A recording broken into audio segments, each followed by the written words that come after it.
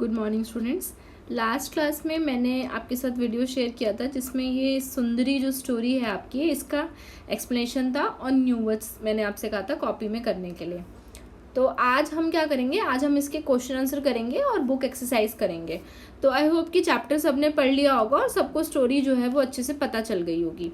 अब देखो, जैसे पहला क्वेश्चन है, हु मेड सुंदरी। सुंदरी को किसने बनाया था? तो सुंदरी को किसने बनाया था? सुंदरी को बॉबी ने बनाया था।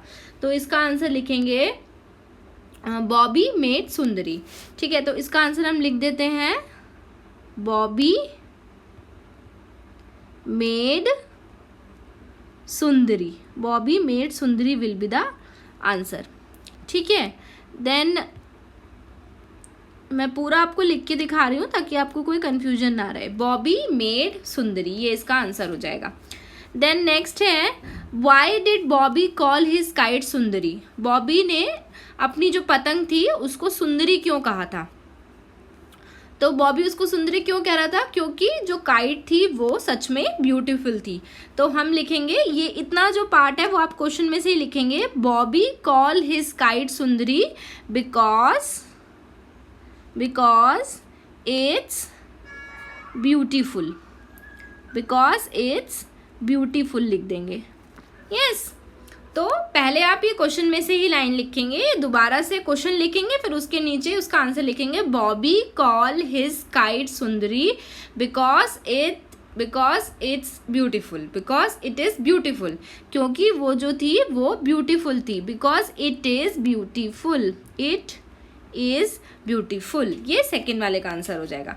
देन थर्ड है, did Sundari fly very high at first. क्या सुंदरी जो थी पहली बार में बहुत ऊंचा उड़ी थी? नहीं उड़ी थी। तो हम लिख देंगे इसका आंसर सीधा नो, बस इसका आंसर लिख देना है नो। देन लास्ट है, what made Sundari really happy. सुंदरी जो है वो किस चीज़ से खुश हो गई थी बहुत ज़्यादा?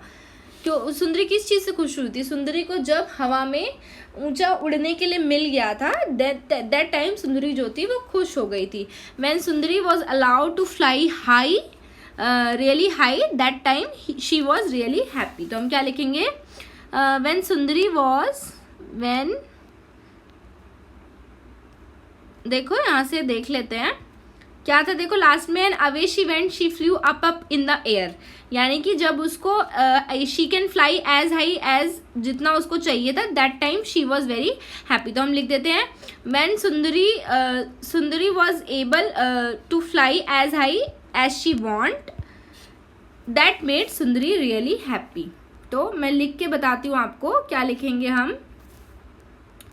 व्हेन सुंदरी, इसका आंसर लिखेंगे, when Sundari was able to fly as high as she want, was able, मैं इधर लिख देती हूँ ताकि ध्यान रहे आपको क्या लिखना है। हाँ, लिखेंगे when, यहाँ पे मैं लिख रही हूँ इसका आंसर, ठीक है। when Sundari was able to fly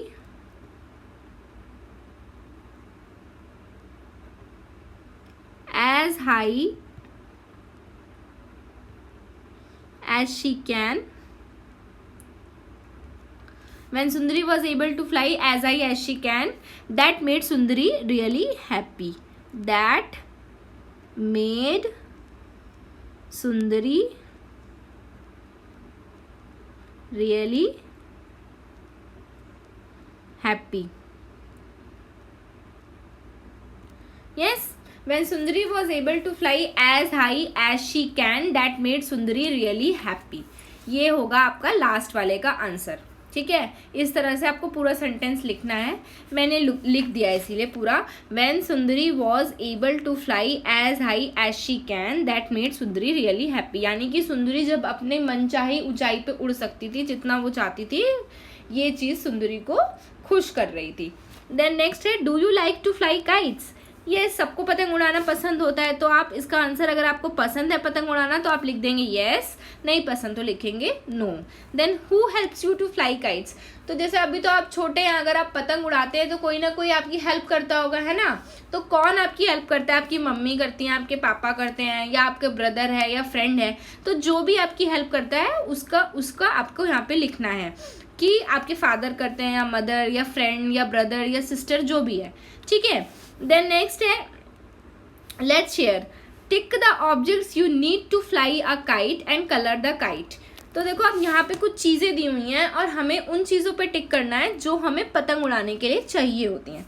तो देखो पतंग उड़ाने के लिए हमें स्टिक चाहिए होती है, स्टिक को टिक कर देंगे। स्टिक क्यों चाहिए होती है? जब हम पतंग में धागा बांधते हैं वो जो तो पतंग में होल करने के लिए हमें स्टिक की ज़रूरत पड़ती है। रोलर तो चरखी हो गई, उसमें धागा ही होता है। देन ग्लू, कभी पतंग फट गई तो उसको चिपकाने के लिए ग्लू चाहिए होता है। और धागा बांधने के बाद काटने के लिए जो हम जब बांधते हैं तो हमें सिजर भी चाहिए होती है, ठीक है। तो ये 4 चीज़ें हमें पतंग उड़ाने के लिए चाहिए होती हैं। इन चारों को हम टिक कर लेंगे, ठीक है। बास्केट, पेपर और बॉल हमें नहीं चाहिए होता है।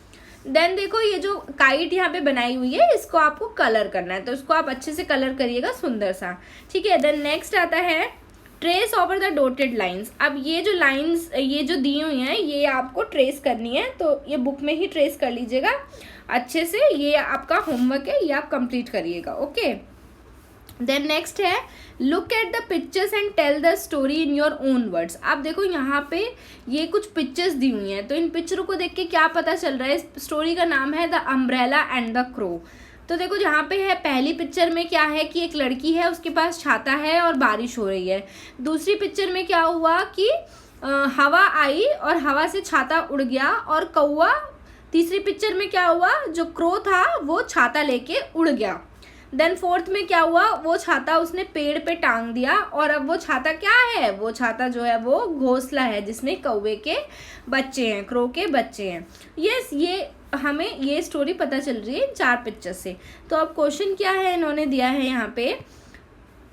क्वेश्चन हमारा ये है rearrange the following sentences in the right order to make it into a story on the left page. अब क्या करना है हमें, ये जो यहाँ पे जो पिक्चर्स दी हुई हैं इन्हें हमें ढंग से ये यहाँ पे कुछ सेंटेंस दिए हुए हैं, इन पिक्चर्स के अकॉर्डिंग इनको हमें रीअरेंज करना है जिससे कि स्टोरी बन जाए। तो देखो सबसे पहली पिक्चर से क्या हो रहा है कि जब पहले बारिश आई तभी लड़की ने छाता लगाया। यस, तो सबसे पहले क्या हुआ? बारिश आई, तो इट इज़ रेनिंग जो है वो नंबर 1 पे होगा, तो हम लिख देंगे इट इज़ रेनिंग पे नंबर 1, यहाँ पे हम लिख देंगे 1। देन नेक्स्ट है बारिश आने के बाद लड़की ने क्या किया? लड़की ने छाता खोल लिया, तो हम वहाँ पे लिख देंगे the girl has an umbrella. लड़की के पास छाता है, देन वो हो जाएगा हमारा 2। देन थर्ड क्या हुआ? थर्ड नंबर पे क्या हुआ? अ विंड ब्लोज, हवा चली। यस, तो a wind blows will be the third.